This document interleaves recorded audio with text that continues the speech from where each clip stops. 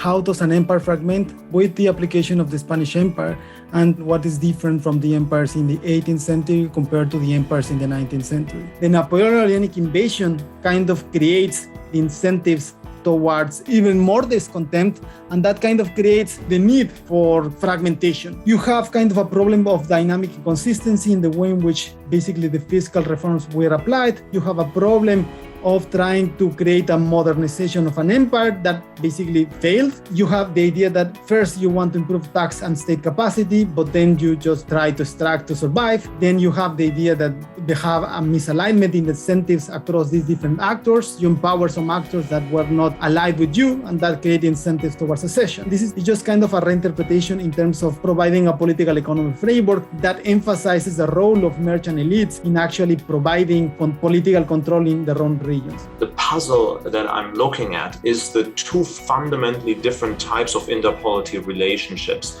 to the inside and to the outside of Europe. Two phenomena characterize the European state system for centuries historically. The first one is the relatively symmetric internal relationships, which manifest themselves in lasting military and economic rivalry. And the second one is the extremely hierarchical and exploitative external relationships in the form of imperialism. There's a very clear relationship between the two, in the sense that the first set of relationships, the symmetric ones, incentivize imperial expansion to the rest of the world. And the reason for this were these three different mechanisms: prestige from colonial gains, the ease of territorial conquest outside of Europe, budget pressures, and then finally the creation of powerful interest groups in the form of standing armies and navies that initially were tools, but later became powerful actors in their own right.